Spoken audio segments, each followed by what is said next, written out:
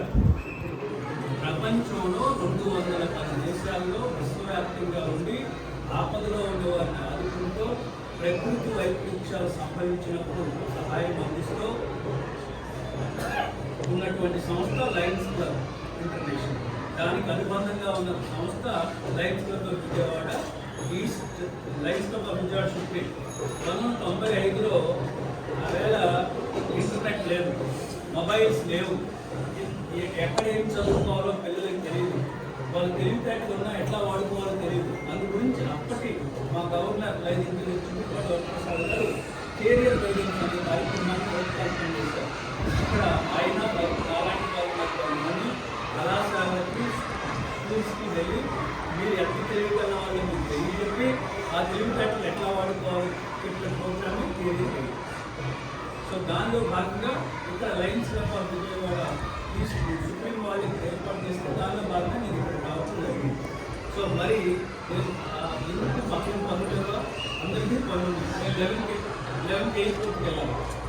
So మరి వారు president, ఆయన రిటైర్డ్ పోలీస్ ఆఫీసర్.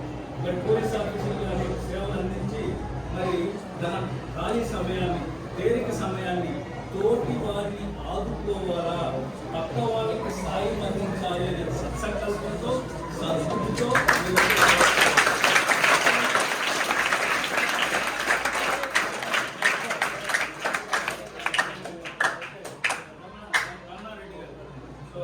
ఆయన కూడా ఏదో చేయాలని పెద్ద ఆయన చూడండి, బాబురావు గారు. మా అందరూ ఆయన పెద్ద ఆయన అనుకుంటున్న వయసులో బాబురావు గారు. మరి ఆయన మరి ఇంట్లో ఉండొచ్చు కదా, వృద్ధాప్యం వల్ల అని ఏదో చేద్దామంటారు. బ్యాంకులో ఆఫీసర్ గారు వారి శ్రీమతి ఏమో రిటైర్ కాబోతున్నారు, స్కూల్ టీచర్.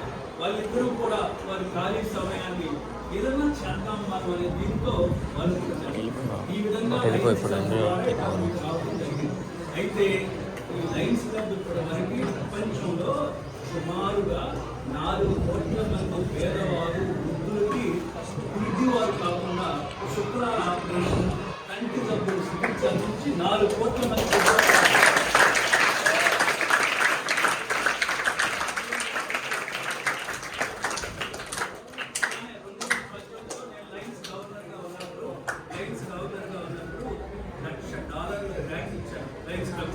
ఎందుకు ఖర్చు పెట్టుకోమని కాదు. ఆ రోజు 2018లో $1,00,000 అంటే 74 లక్షలు. ఆ 74 లక్షలకు ఎందుకు ఇచ్చారు? తిరుమూరు గవర్నమెంట్ హాస్పిటల్, గవర్నమెంట్ హాస్పిటల్లో డయాలసిస్ సెంటర్ పెట్టండి. ఆ ప్రాంతంలో 2 కిడ్నీలు పాడైపోయి అనేక మంది పేద ప్రజలు ఉన్నారు. వాళ్ళు బ్రతకాలి అంటే జీవితాంతం డయాలసిస్ అన్నా చేయించుకోవాలి, కిడ్నీ అన్నా మార్పించుకోవాలా. కాబట్టి డయాలసిస్ చేయించుకోకపోతే ఆపించుకోవాలి. కాబట్టి దానికి డబ్బులు లేవు, పెట్టండి. మేము అక్కడ చెప్తే వాళ్ళకి కూడా రోజు 4 షిఫ్ట్లో 2 హాస్పిటల్లో ఉచితంగా డయాలసిస్ చేసి అనేక మంది బతికిస్తుంది లయన్స్ క్లబ్.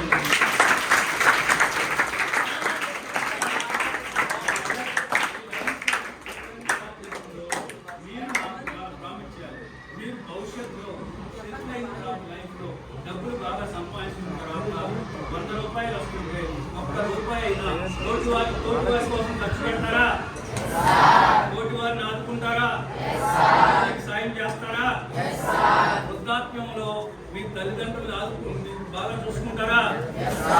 మీ తల్లిదండ్రులు పూజిస్తారా? ఉపాధ్యాయుని గౌరవ మర్యాదలు చూపిస్తారా? పెద్దలతో విధేయులతో ఉంటారా? నిజాయితీతో ఉంటారా? ఆడకుండా ఉంటారా? అనుకున్న లక్ష్యాన్ని సాధించడానికి నిరంతరం శ్రమిస్తారా? చివరిగా మీరు 5 Cలు వదిలేయాలి. మీరు అనుకున్నది సాధించాలి అంటే 5 Cలు